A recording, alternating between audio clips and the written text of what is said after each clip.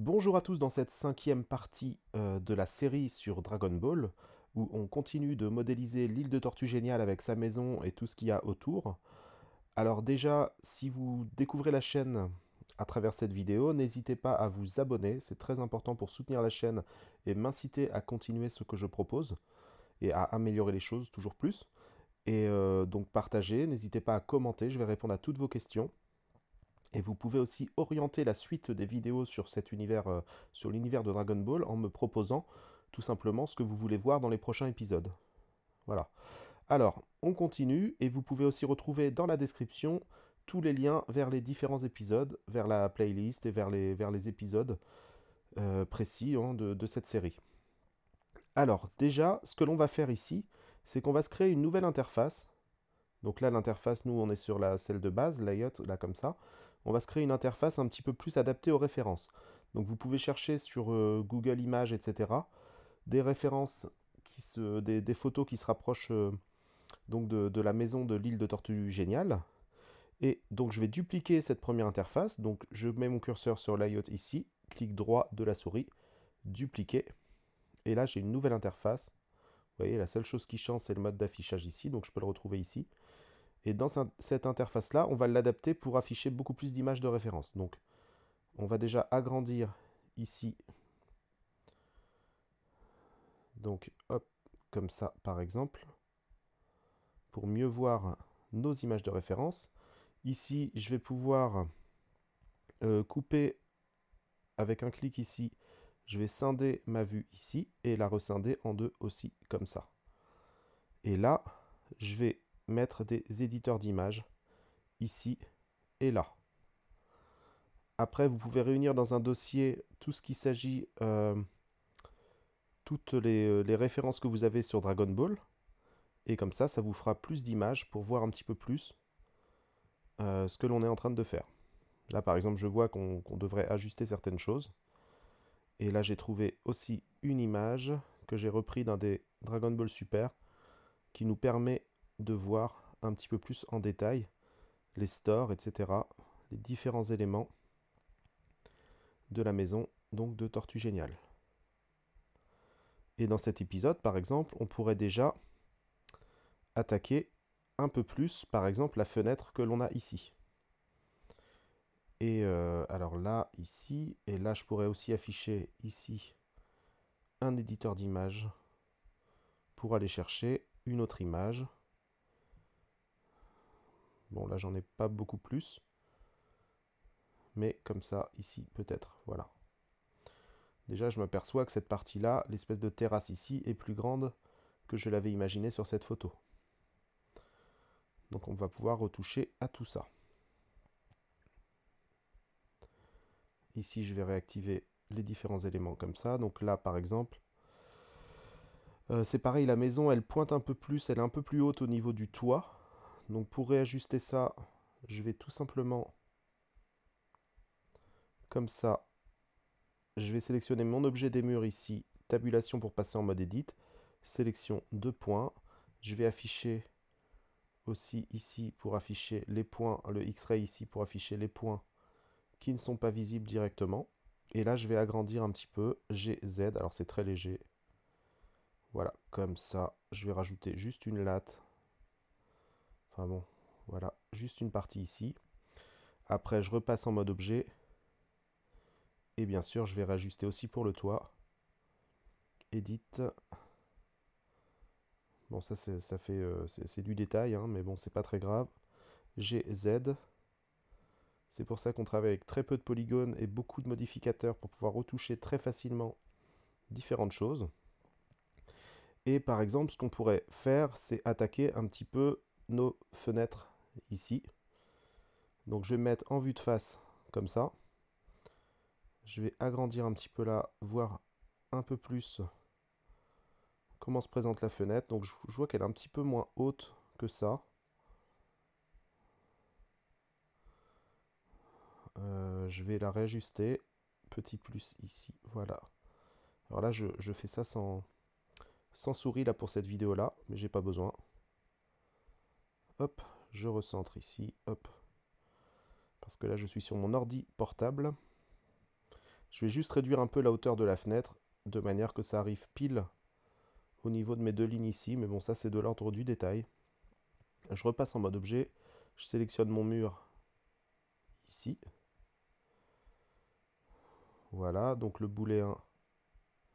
Alors je peux revenir ici dans mon interface de base, avec des éléments pour plus facilement modifier en fait mon objet. Donc perçage de la fenêtre, je vais le refaire apparaître. Alors j'avais désactivé ici, oui d'accord. Le perçage de la fenêtre, j'ai désactivé en visibilité au niveau d'ici. Je le réactive dans le viewport, comme ça. Je me mets en vue de face et je vais réduire légèrement la hauteur, donc SZ. Comme ça va tomber pile dans la ligne noire ici et là, c'est pas plus mal. Bon, c'est très léger, hein, c'est du détail. Hop, tout simplement. Je vais garder visible comme ça, parce que de toute façon, je vais faire dès maintenant, je vais faire le cadre de fenêtre. On va attaquer la fenêtre principalement dans ce tuto, dans cette partie-là. Et donc, je vais tout simplement Shift D, je double-clique le perçage de la fenêtre. Hein, donc, le perçage de la fenêtre de base, je peux le rendre à nouveau invisible, dans le viewport aussi. Et ma duplication que j'ai ici, perçage fenêtre 001, je vais renommer par exemple cadre de fenêtre. Voilà. À partir de là, pour faire le cadre de la fenêtre, alors je vais agrandir un petit peu mon objet parce qu'il va dépasser de la fenêtre. S, j'agrandis légèrement. Alors je sais que ma fenêtre est basée sur les lignes noires en plus, donc ça peut m'aider comme guide. Et surtout, pour voir à travers, je peux activer le X-Ray ici. Alors là, je ne vais pas bien voir à travers, c'est pas grave. Je vais dupliquer mon objet ici, donc cadre de la fenêtre, pour faire un perçage, un booléen. Shift D, hop, je réduis un peu la taille. S ici, par exemple là. Pour percer le cadre de ma fenêtre, je pourrais l'étirer, le faire sortir de chaque côté, mais en même temps, ça pourrait être directement le cadre de ma fenêtre que de toute façon, je vais devoir réduire sur la profondeur. Donc S, X. Alors là, c'est dans le mauvais sens, CTRL Z. S, Y plutôt. Et là, je réduis. Je veux simplement que le cadre de ma fenêtre sorte un petit peu comme ça, pas beaucoup plus. Très bien. Et que cette partie-là creuse mon cadre de fenêtre ici. Donc mon cadre de fenêtre ici, je vais voir ses modificateurs. Je vais lui ajouter un modificateur dans un premier temps booléen, ici. Et je vais sélectionner le perçage, l'objet de perçage, ici. Voilà. Alors l'objet de perçage, je pourrais le renommer perçage cadre fenêtre.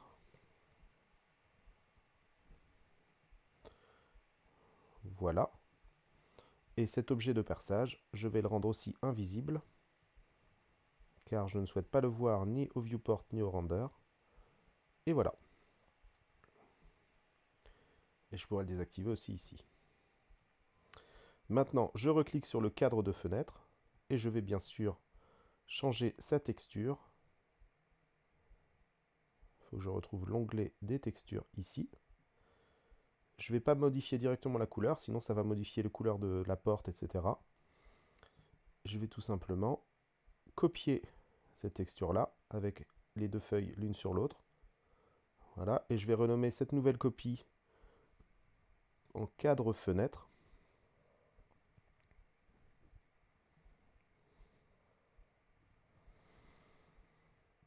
Et je vais changer la couleur vers du blanc. Voilà. Et je vais aussi l'affiner un petit peu. Alors, je vérifie ces échelles. Donc, il faut que j'applique les échelles pour que les échelles soient de 1 sur 1 sur 1. Donc, CTRL plus A, appliquer les échelles. Et à partir de là, dans les modificateurs, donc je peux replier le boulet 1 ici. Alors je garde le boulet 1, je ne suis pas obligé d'appliquer pour l'instant, mais par contre je peux aller chercher ici un biseau. Alors le biseau est bien trop important, donc je vais rajouter un 0 avant le 1, donc 0.01. Là, ça devrait être pas trop mal, et je vais rajouter 3 segments, comme ça. C'est parfait, et je vais faire un ombrage lissé. Et là, j'ai un cadre de fenêtre qui est pas mal du tout. Je vais peut-être le faire sortir un petit peu moins. S, alors je vais modifier son épaisseur, il est peut-être un peu épais. Donc je vais plutôt le faire en modifiant l'épaisseur, SY, et le rapprocher un peu plus du mur de la maison. Comme ça. Très bien. Maintenant, la partie fenêtre ici, je pourrais la désactiver dans le rendu, dans la vue courante, et je vois comme ça à l'intérieur du bâtiment. Fenêtre, on va le renommer vitre de fenêtre. Vitre de fenêtre. On va peut-être essayer de réunir les différents éléments qui composent ma fenêtre dans une même collection, parce que là ça commence à être un petit peu le bazar. Alors vitre de fenêtre, cadre de fenêtre. Alors je vais les sélectionner plutôt directement dans la vue courante. Avec Shift, je ne perds pas la précédente sélection. J'ai mes deux éléments ici, donc on rajoutera les autres après. Je clique sur le bouton droit et je vais mettre déplacer vers collection, ou touche M du clavier. Je vais faire une nouvelle collection que je vais renommer fenêtre principale, par exemple. Voilà. Après, perçage de cadre de fenêtre, etc. Je peux glisser ça directement ici. Perçage fenêtre aussi. Je glisse tous les éléments. Et là, ce sera bon. Comme ça, je pourrais la désactiver d'un coup. Juste comme ça. Là, on peut désactiver si on veut représenter comme sur la photo. Ça semble assez ouvert ici. Je vais désactiver simplement la vitre de la fenêtre, aussi dans le rendu, dans les deux. Parce que j'ai pas forcément besoin pour l'instant. Je trouve que c'est pas mal comme ça. L'épaisseur est pas trop mal. Ça dépasse bien. C'est supérieur en tout cas à l'épaisseur de mes murs. Et voilà. Maintenant, pour les volets, eh ben, on va tout simplement aller chercher des plans. Alors pour aller plus vite, on pourrait très bien dupliquer la porte, par exemple, que l'on va rapidement modifier parce que j'ai pas envie de... Enfin, on va voir ça après. Donc je vais faire un Shift D, je clique directement, et la porte 001 donc, qui vient d'être créée, je vais renommer volet de fenêtre. Voilà. Je vais déplacer avec l'outil de déplacement ici, comme ça. Et comme ça, il est directement pas trop mal placé. Je vais juste modifier la taille S sur Z. Je voudrais juste... Alors je me mets en vue de face, touche 1 du pavé, numérique. Je replace à peu près ici, comme ça, mon volet. Et je l'agrandis de manière à ce qu'il soit à peu près de la hauteur, peut-être un tout petit peu plus haut, du cadre de ma fenêtre. Comme ça. Maintenant, la largeur de mes volets, bah, ça va être à peu près 2 fois moins large que mon cadre de fenêtre. Donc mon cadre de fenêtre, je clique dessus. Alors je vais appliquer les échelles aussi. CTRL A, appliquer les échelles. Voilà. Mon cadre de fenêtre, il fait donc sur X 1,68. Et ben tout simplement, je vais faire ici sur X 1,68 divisé par 2. Et donc ça fait 84 cm. Et je pense que là, j'ai un volet qui est pas trop mal. Je vais le faire dépasser légèrement. Vous voyez, qu'il ne rentre pas dans le cadre, mais qu'il soit presque collé ici. Voilà. Donc je vais le placer comme sur le dessin. Donc c'est à peu près placé comme ça ici. Ok, donc je pourrais remettre dans fenêtre principale, je le glisse, mon objet ici. Très bien. Si je veux que mon objet apparaisse de chaque côté, sans être obligé de le refaire, de le glisser, de me compliquer la vie, je vais tout simplement ajouter un modificateur miroir. Et je vais me servir comme objet miroir pour définir le centre de mon miroir, sur l'axe X, comme ça. Je pourrais me servir de mon cadre de fenêtre, tout simplement, parce que son centre d'objet doit être au centre ici. J'imagine, regardez. Donc je vais me servir du point du centre de l'objet du cadre de la fenêtre pour faire l'objet miroir, en fait. Donc ça va faire par rapport à ce point-là, le miroir de mon volet, comme ça. Voilà. Donc objet miroir, avec la pipette, je vais sélectionner mon cadre de fenêtre. Et comme ça, le volet se positionne bien de chaque côté. Je vois que l'espace ici avec le mur, c'est à peu près le même que sur le dessin ici. Donc c'est pas mal du tout. Maintenant, on pourrait revoir éventuellement la couleur dans les textures ici et prendre la même texture que pour le cadre de fenêtre. Donc plutôt que de créer une nouvelle texture, je vais chercher dans ma liste déroulante la texture que j'ai déjà disponible. Cadre de fenêtre. Voilà. Ça c'est pas mal. Maintenant, ce que je vais faire, c'est percer. Vous voyez bien, les fenêtres, si je regarde sur mon interface de référence, je vois bien que j'ai des petites lattes qui représentent ici. Donc ça faut que ça fasse comme un cadre ici aussi. Donc dans la même technique, le volet de fenêtre ici, je vais le dupliquer, Shift D, hop, je vais mettre perçage volet de fenêtre. On pourrait très bien renommer ça comme ça. Je vais réduire un petit peu la taille donc, de cette duplication. S, je réduis un peu comme ça. Alors là, je vois bien, regardez, si j'avance un peu comme ça, je vois bien que bien sûr la hauteur ne correspond pas bien avec la largeur. Donc je vais agrandir juste sur la hauteur, SZ, pour que ce soit à peu près pareil, aussi bien là que là. Je fais une petite perspective comme ça, je me mets en perspective, et je vais agrandir mon objet de perçage, bien sûr, pour qu'il dépasse de part en part. Donc SY, je le fais dépasser ici. Très légèrement, il n'y a pas besoin de plus. Je reprends mes volets ici. Je vais dans mes modificateurs, donc je conserve mon miroir, je le replie, et je vais aller chercher aussi un booléen. Et je vais prendre mon perçage de volet de fenêtre pour percer. Hop, voilà. L'objet perçage volet de fenêtre, donc je ne veux pas qu'il soit visible ni dans l'affichage du viewport, ni au rendu. Donc je désactive tout simplement les deux ici. J'ai pas besoin non plus de repasser par ici, etc. C'est peut-être pas la peine. Voilà, très bien pour cette partie-là. Maintenant, si je veux faire donc les petits stores, vous voyez comme on voit ici, les petites parties comme ça ici, et ben je pourrais très bien me servir aussi, on va voir directement du perçage. Ouais, ça pourrait être ça. Je reprends mon volet de fenêtre ici. Donc perçage volet de fenêtre, je le réactive brièvement comme ça. Et je vais ce perçage là, juste cette partie là, je vais la dupliquer, Shift D. Voilà. Et je vais plutôt nommer ça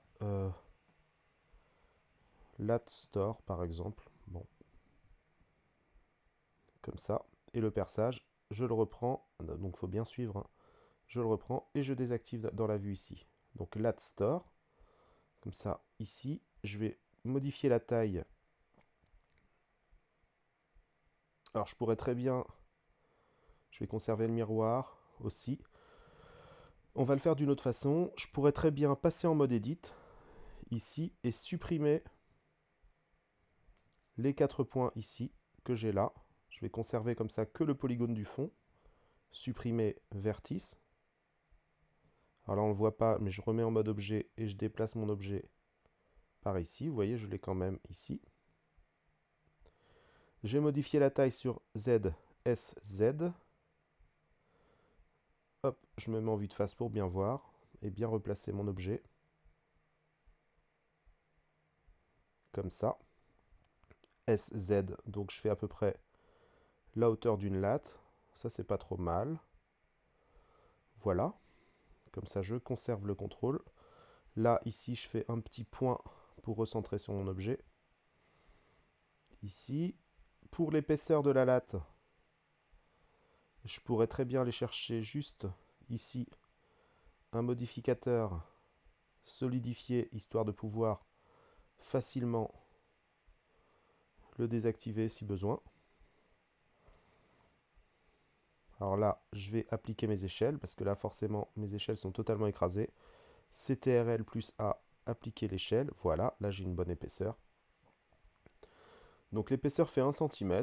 Je crois qu'on n'est pas trop mal. On va la garder à 1 cm.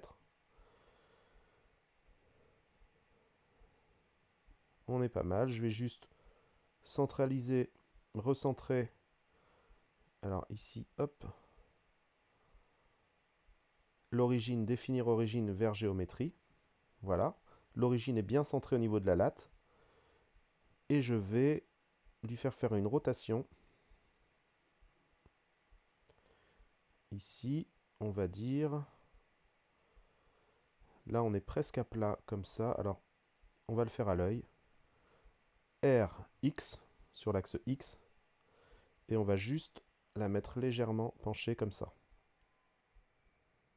Là, on n'est pas trop mal. Et je vais la replacer au milieu de mon store ici. De mon volet ici.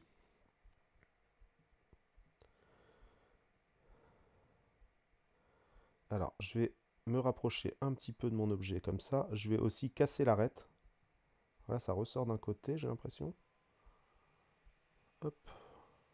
Pourquoi ça ressortirait de l'autre côté? Non, en fait, ça ressort pas. C'est juste que ça prend pas toute la largeur correctement.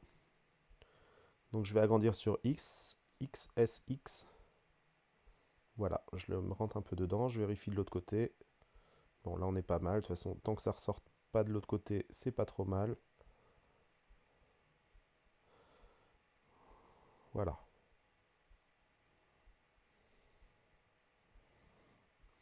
Très bien. Et là, donc vous voyez, hein, grâce au miroir hein, qu'on a conservé de la duplication de notre objet, tout ce qu'on fait d'un côté se répercute sur l'autre côté. Et là, je vais replier le solidifié, donc ça c'est bon pour moi. Alors je pourrais casser, si je veux vraiment aller dans le détail, je pourrais casser aussi l'arête de la latte de store. Je vais réappliquer l'échelle, là j'ai modifié un tout petit peu. CTRL A, appliquer échelle, mais bon ça se verra pas. Pour ça, je vais ajouter un biseau. Biseau que je vais diviser par 5. Diviser par 5, hop. Diviser encore par 2. Donc après, il faut faire en sorte...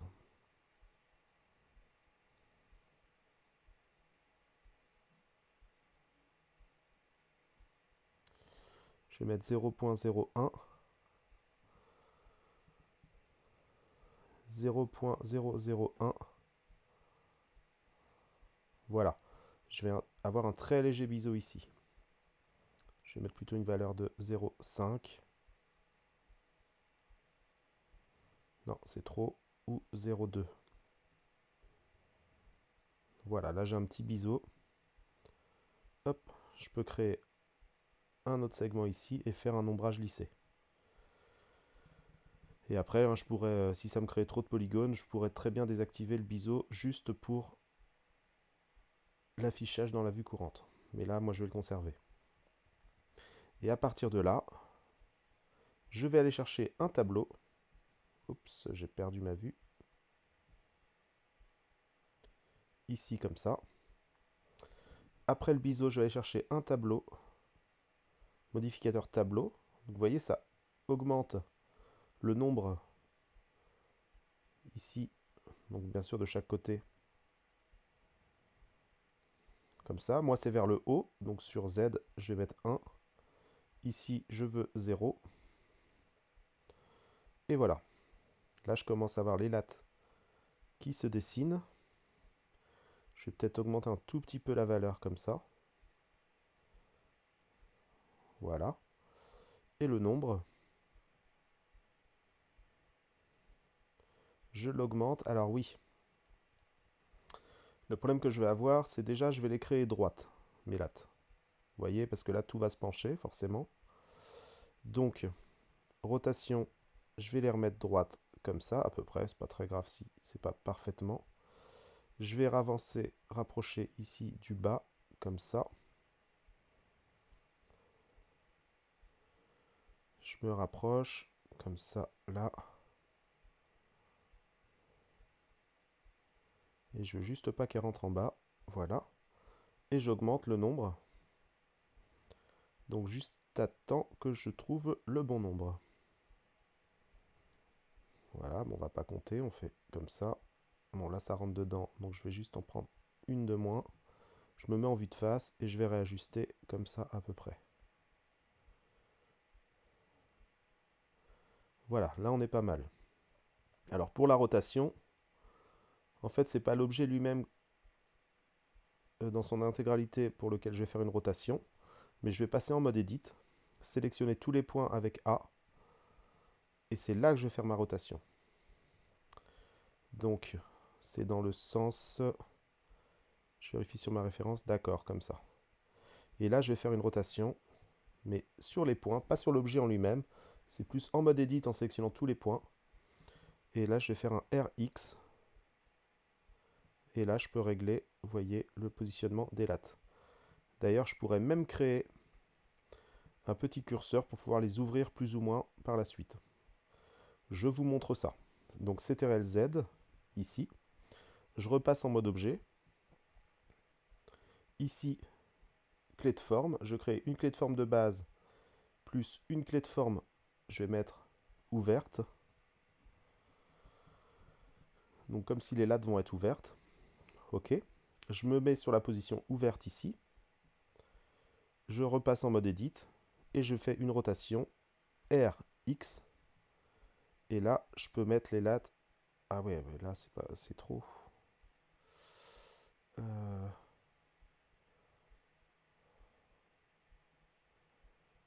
Bah, juste comme ça, on va le faire légèrement parce que forcément, ça rechange. Là, ça nous crée un souci vers le haut. Bon, là, ça se voit pas trop, donc ça va. Et là, maintenant, je repasse en mode objet.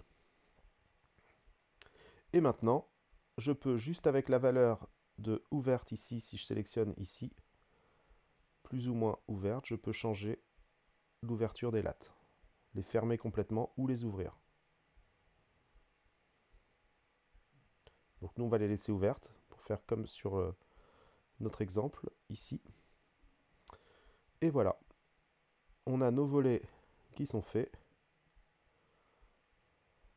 À peu près, donc comme sur notre dessin avec le cadre et tout ce qu'il faut. Donc merci de liker la vidéo pour soutenir la chaîne et pour pouvoir m'inciter à vous proposer la suite de ce tuto. Je vous dis à très bientôt dans la prochaine vidéo.